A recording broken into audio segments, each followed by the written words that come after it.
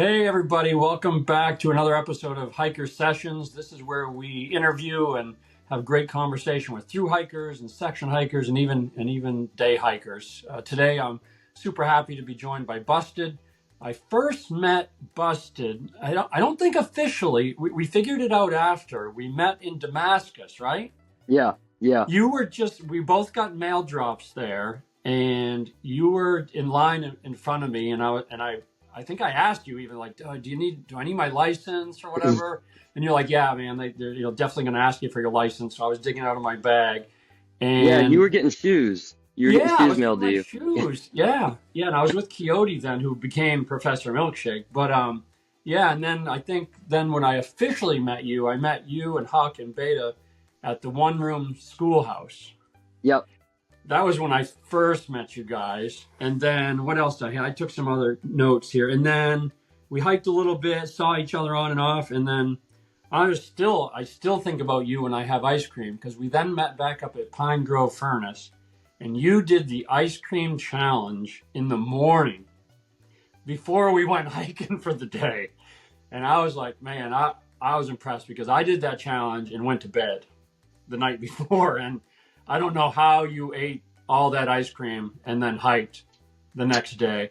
That was super impressive. Well, we And hiked the then, same day. We ended up hiking the same day. yeah, that's what I mean. I went to bed Yeah. after I did it. Well, at Yeah. first I sat there for a half an hour just breathing in and out slowly, and then I went to bed. And you guys got there in the morning and did it for breakfast, and I was super impressed with that. I don't know how you did it. And then we hiked a bunch together after that. We had that awesome July 4th meal in Palmerton that dude Yes. who through hiked last year, Teach was his trail name last year, put on. And then I think, man, like after that, we hiked a little bit after that. And then just before Delaware Water Gap, we kind of, split ways. And then next time I saw you was like you guys were always just behind. The next time I saw you was A-Ball Bridge, when Solar and I came up and did trail magic with you guys, which was pretty cool. Yeah, that was awesome. We always kept in touch. So I'll ask first, like again, you like myself, you're almost like 3 months out from finishing. How you feeling, like mentally, physically? What have you been up to? Yeah, so let's see. Mentally, like the first month being off, everything was very overwhelming with just experiencing the day-to-day life and the hustle and bustle of now, like, now scheduling is, now everything is on a schedule again. It's no longer, oh, weather's an excuse or something, now, everything, you make a deadline, you have to. There's, and then like the physical, it's trying to keep in the gym, trying to keep active. I've been trying to run, stuff that I was doing beforehand. So just trying to get back into a routine of things. Like I said, the first month was definitely rough getting back home. Yeah, no, I definitely felt it as well. Why don't we, I've got some questions obviously about the trail, but why don't we step back like just before the trail, just a little bit of your background and what brought you up to the point of starting the trail? Yeah, so I was Eagle Scout. I got my Eagle Scout when I turned 18. As soon as I turned 18, I went in and got my board review. For those that don't know what that's like, you have to do a project from the beginning, raise funds for it, and being able to coordinate volunteer work. So there's a lot of stuff that goes into it. So I was able to do that, and then shortly after graduating high school and getting my Eagle Scout, I enlisted in the Marine Corps. I did 4 years stationed down in Beaufort, South Carolina. And during that time, I'd met somebody that was very important to me who had mentioned doing the Appalachian Trail, and then ended up, unfortunately, not being able to do it. His life was cut short. So it kind of put that in the back of my head of wanting to do it.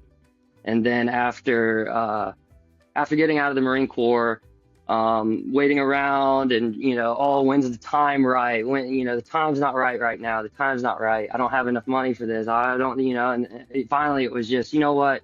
I'm going to do it. And decided to do it, decided on a start date, and stuck to it. Yeah. No, that's awesome. That, a lot of people have that similar story. So you're on the trail now, and you pick up a trail name, Busted. Tell me Yeah. a little bit about the history of that and where that comes from. Okay, so day one, it's pouring rain, and my tent ends up. I get my tent set up. I get into camp, and I'm inside my tent, and all of a sudden, my vestibule, strong wind gust comes in. My vestibule just busts wide open. I've got rain pouring in. I'm like, oh my gosh, this can't be like. What a way to start the trail.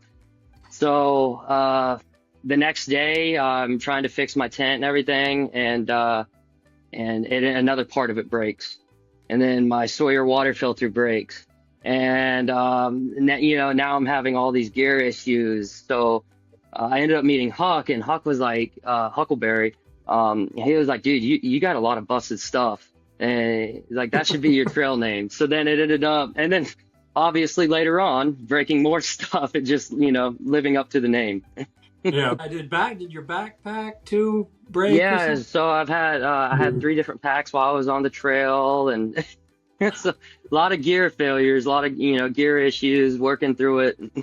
Yeah. Well, that's tough, man. It's like I still think some of the stuff that these outdoor REI and things. I mean, they put out a lot of good stuff, but to go 2,200 miles or even further on one of the other long trails, I mean, that really puts stuff to the test. So I'm not surprised at all that the stuff wears out, because it's not normal like go for a long weekend type of backpack thing. Oh yeah. And like you said something earlier about the rain. Like you most of the time you just have to hike in it, right? Like you wouldn't go anywhere if you just sit in your tent all day and it rains. How much preparation did you have a lot of? I know you're in the Marines, obviously. That's some next level like backpacking or whatever. But did you, as far as like recreational backpacking, had you done that a lot? No, so did you grow up in North Carolina Yeah, or? so I grew up in North Carolina from the age of 7. Beforehand, we had moved around between Ohio, Virginia, and back down to North Carolina. Um, yeah, so I've had a good bit of experience hiking throughout North Carolina. And again, it really started when I was in Scouts on that those hikes that we would do.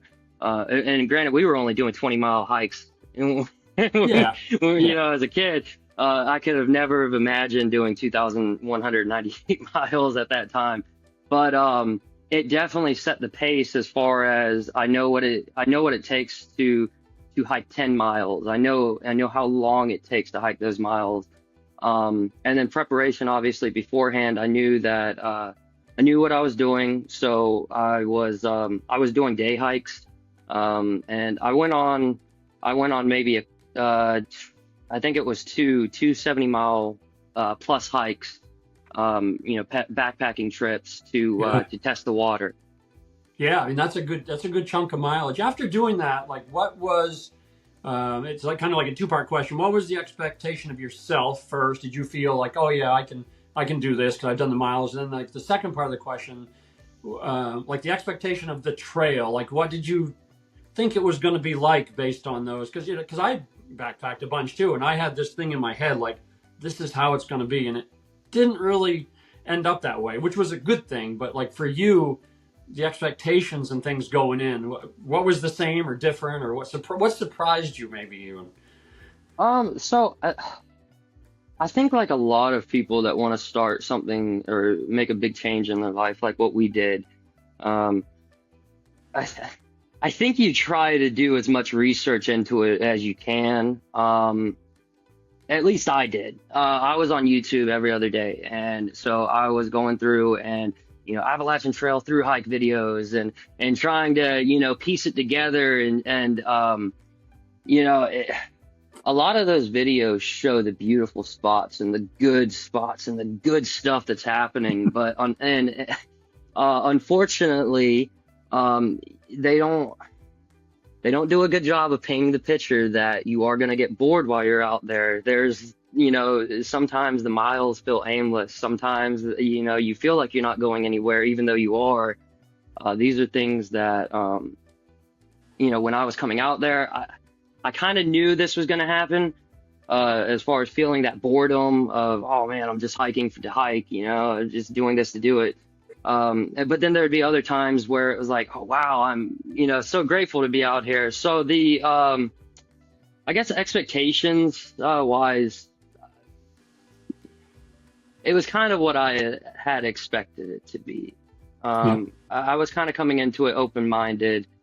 Yeah, yeah. What about the community? Like everyone always talks about, you know, the AT community. And I'm curious if on your 70-mile hikes, did you experience a taste of that? And then what did you think about the community overall, you know, after completing the through hike? So oddly enough, when I was doing my 70-mile hikes, I was actually, this was in October, so 5 months prior, and it was cold, October and November. So there was not a whole lot of people that were out there on the trails. When I was on the mountains, so I was doing sections on the Mountains to Sea Trail. Okay. So there wasn't a whole lot of people that were actually out there hiking that trail during those months. So I didn't really get to experience the the trail, the family, or the yeah. So yeah, no, I didn't get to experience that when I was out there on the 70-mile hikes, and that was something though that did yeah, it went surpassed my expectations, as far as people being open and just, you know, there's a lot of people out there that want to be your friend, and there's a lot of people out there that are, you know, in it for the community. Yeah. So Yeah. So I met a few people like this, but you were one of the people that I met who really stuck to like their original kind of tramley. Like it was pretty much you, Huckleberry, and Beta Bear for a lot of miles. Like how'd that organically happen, and when did you meet each of them along the way? Because I think Huckleberry you met pretty early, right? yeah, How'd yeah. that all kind of come to creation? So Huck and I met, I think, day 2 or 3, and you know, I found out he was in the Marine Corps. Obviously, I was in the Marine Corps, so we kind of bonded over that. Cotopaxi jackets for life. That's what we both had. So, you know, so we kind of bonded over that, and then Bear came in about 4 days later. We were I had hiked ahead, and then I'd come off trail because it was raining really bad. So I was like, you know what? If I can get ahead up to here, I'm gonna hop off. And luckily enough, it worked out that way. So as I was coming back onto trail, I knew Huck. He was about a day behind. So I ended up waiting around probably for about an hour. And then lo and behold, he comes up with Bear, Beta Bear, and had no idea who he was. We hiked up to Standing Indian Mountain, and that was when we had the night with the bears. Yeah. So, and then obviously after having a night like that, you know, it's kind of hard to get separated from people. Yeah, yeah. Tell just a little bit about that story, just to give some context to that night you guys had. So we ended up staying on the top of Standing Indian Mountain, and as us thru hikers know, that is a very high activity area for bears. So right around 9 o'clock at night, we were all getting in our tents, and 9:30 at night came around, and actually Bear heard him. He heard a bear tugging on his bear hang. So he ended up getting out, and that's, you know, shortly after is when we all, us three, ended up getting out. And yeah, we could see the eyes of the bears out there in the woods, and they're just very, very food driven, to say that. Yeah, yeah. It's a little disconcerting just to see those eyes out there, and Yeah. kind of looking back at you, and you have what they want. I'm curious a little bit. So I totally get, like, you and Huckleberry, you know, you're both former Marines, both on the trail, and then you add in, you know, Beta Bear, an electrician from England. Like how did that work in? Like, just, I mean, you guys got along like so great. You know, I tented with you guys some nights and things, and got a chance to, luckily, to chat around the fire. But like how does that third person come in that isn't a Marine, or, you know, and have that common bond right off? He gets it, man. He gets it. He wasn't a Marine, but he gets as far as that camaraderie, the Brotherhood goes. You don't have to be in the military to have that. You don't have to, you don't have to have been served or anything to have that, that, that, I am my brother's keeper, Yeah, yeah. type I got of. your back. I got your back. Yeah, I've got your Yeah. back. And when we were up there on Standing Indian Mountain that night, it was solidified that, he didn't go back into his tent and let us take care of it. We were the three that stayed out there the entire night. We stayed up, we cowboy camped, we got a big fire going, and we each stayed up all night. So it was kind of one of those things where, wow, this guy actually, he's got my back and I've got his back, and so they are. Yeah, yeah, it makes me smile. Like when I think about when Solar and I drove up to A-Ball Bridge to give you guys that trail magic, and I saw all three of you guys there together.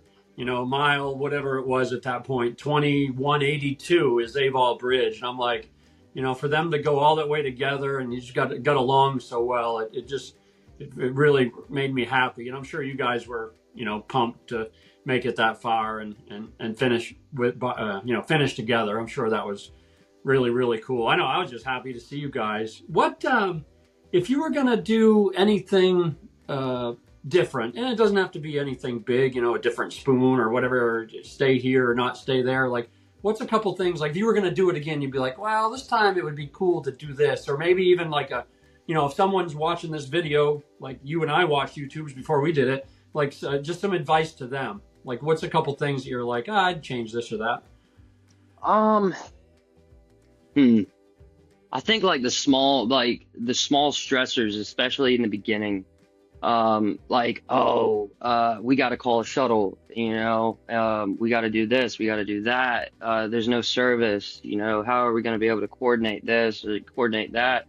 And especially in the South, shuttle drivers were left and right. And I wish I would have taken more advantage of hitchhiking versus, shuttling, or, wish I would have taken more advantage of stealth camping spots in the beginning versus, staying in designated, because at the beginning, that's what I thought. I was like, oh, it's a designated area. You have to, and then going past that, it's like, wait, it doesn't have to be a designated camping spot to be able to camp there. So there were some really good spots that ended up passing up, and you finding out later on that it's like, wow, I could have camped there. That would have been a very beautiful spot to camp, or that would have been a very good water source to stay at. So, hindsight 2020, when you come back to it. Yeah, yeah. Speaking about shuttles and things, like I was surprised by the amount of like logistics. I mean, and you kind of alluded to it a little bit, you're getting food drops and things like that. Did you find that a little overwhelming, or did you finally get to the point, it sounds like maybe like, it'll work out, we'll find food or what have you, like that? Did that surprise you at all? Yeah, especially in the beginning, it was a little overwhelming.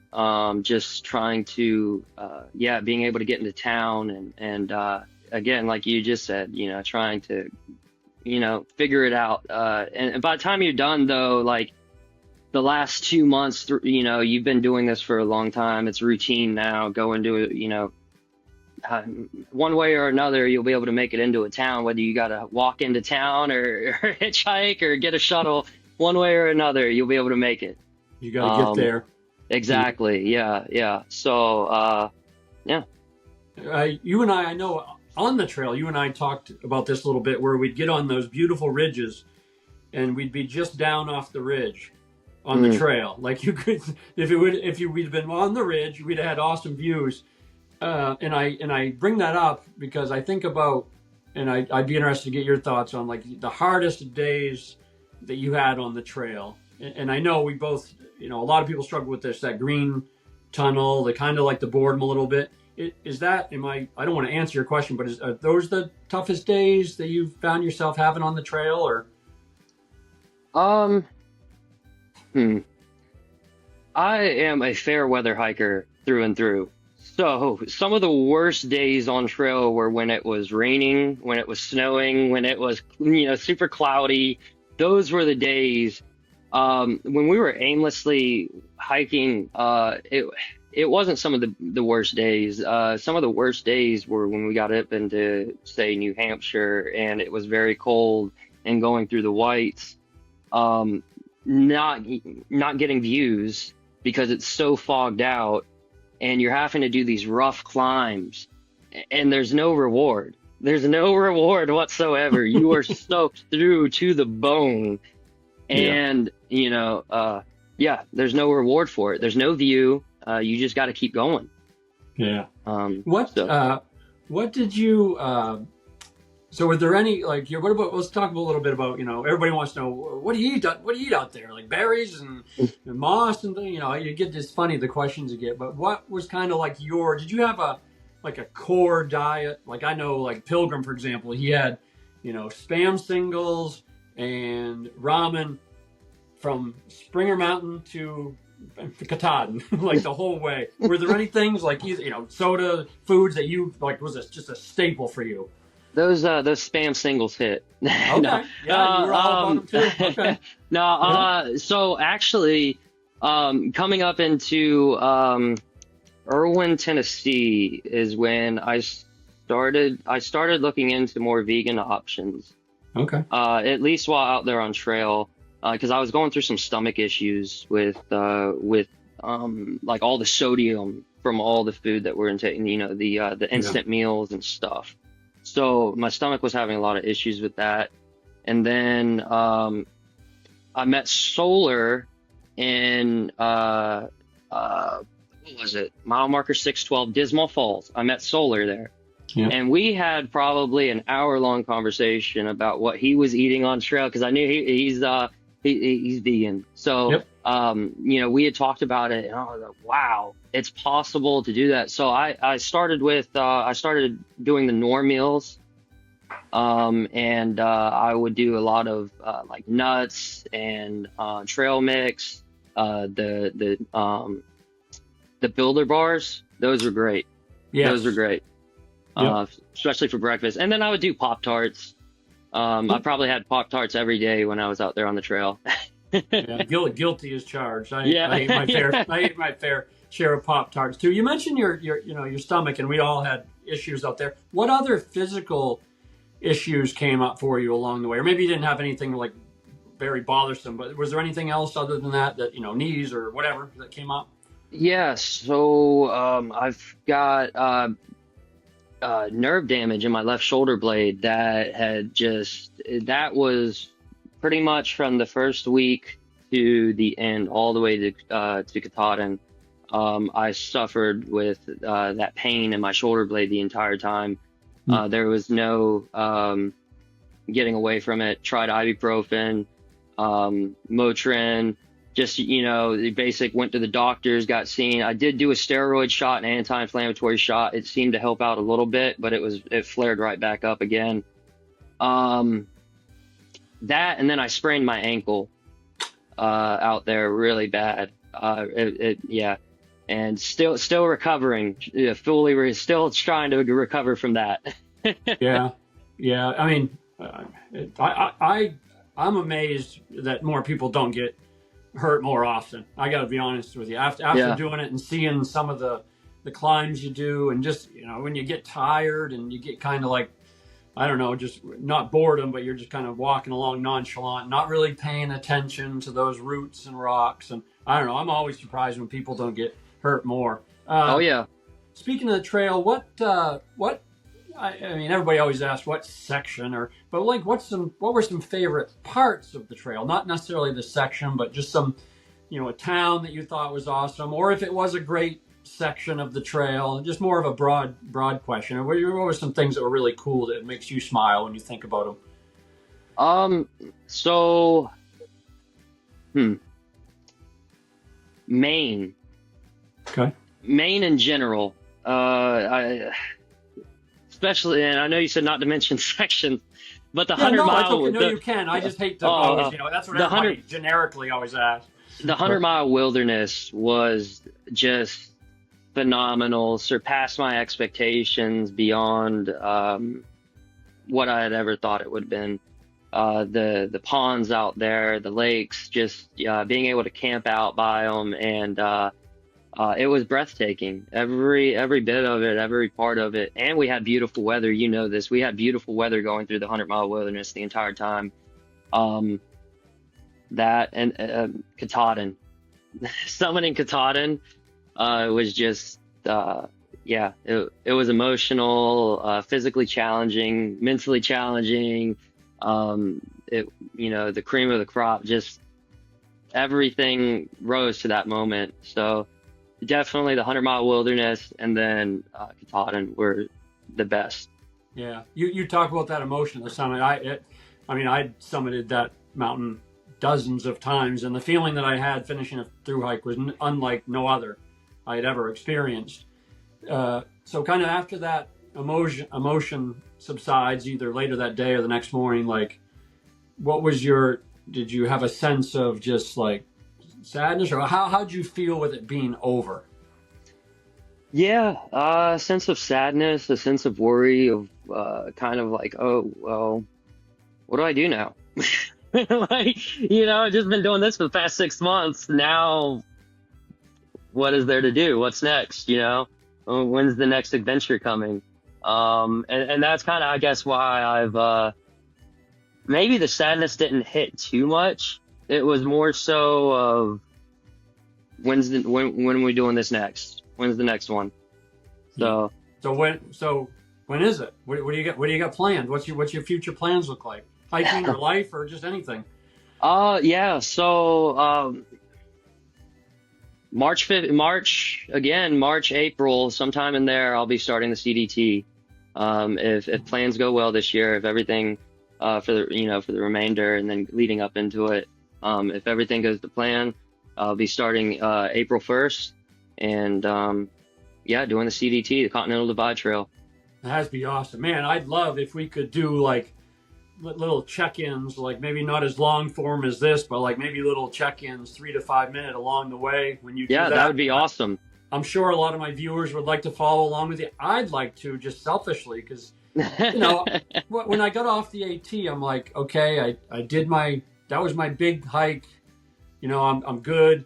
But then as time goes on, you're like, wow, like the Triple Crown isn't really, like, that's not my motivation. It'd be just to do another long hike. And if that happened because of doing long hikes, that'd be fine. But like, so would it be awesome to follow you along and to somebody I know, and not some like, oh, every day's sunny on the CDT. Like,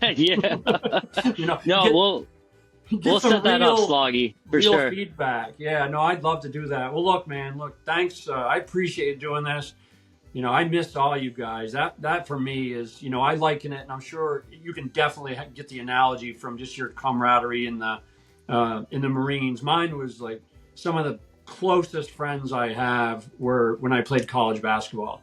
Yeah. And we did all the road trips together in little vans, not big fancy buses, and the grueling practices. And obviously it doesn't compare to what you probably went through in the Marines, but it just grows a closeness. And that's how I feel with like all you guys.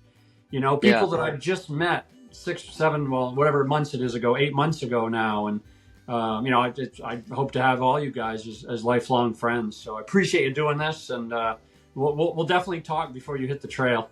Yeah. One last thing. And I think this is important for like the viewers, or for people that are considering hiking this trail. This trail is going to force you to make bonds, to force you to open up to people, to force you to communicate to people that you're never going to expect to talk to, that you would never, in your day-to-day life. And the reason why that is because you're out, everybody's struggling together out there. We're trying to find water. This, like when water is scarce, so if you see another hiker and they might have something that you need too, like water, if you're out of water and you're bone dry, oh, hey, maybe somebody's got that. Or they know where you can get water. So I think that's something, if you come to the trail with an open mind, you will do phenomenal. Yeah. What last question? Because I just want to dovetail off what you said. I think it's interesting. What gets you through the struggle on the trail? Is it what is that? Is it something in here? Is it the other people? What gets people through to the end? Um, the fear of being a failure, the fear of failing. You know, if I start something, I I'm gonna do it. That's you know, I say I'm gonna do something, I'm gonna do it, and you know, failure is not an option, and that's what I always told myself when I was out there. Failure is not an option. You might be hating it, you might not want to do it that day, but if you quit, the failure in the future is going to eat you alive. And I kept reminding myself that, and that it definitely, there was a couple days out there where it was tough. It was, you know, man, if someone were to give me a ride right now and say you could go and sit in an AC room or and you know, have as much food as you want, but you know, you just got to talk yourself out of those. You know, that you want to be here, and that this is, you know, depending on how bad you want it, it'll show. Yeah, no, that's awesome. I think that's great advice. I think anybody who makes it, that you have to feel, everybody has to feel a little bit of that to get them through. Well, look, man, again, I'm just going to say it again. Don't, let's not be strangers. I definitely want to touch with you, you know, whenever, reach out anytime, but especially, you know, before you hit the CDT. And I think that'd be awesome to kind of follow you along a little bit, and you can give us the, you know, the DL on it, and not just the what I used to call on the trail. Because I tried to give some of that on my hike too, you know, not just what did I call it? Rainbows, unicorns, and merry-go-rounds, you know, like. Yep. Yeah. Yeah. So, it's not all sunshine. Yeah, exactly. Literally. We'll get that from you. Well, look, man, thanks for joining me, and I'll talk to you soon. Thanks again. All right, Sloggy. See you, man. See ya.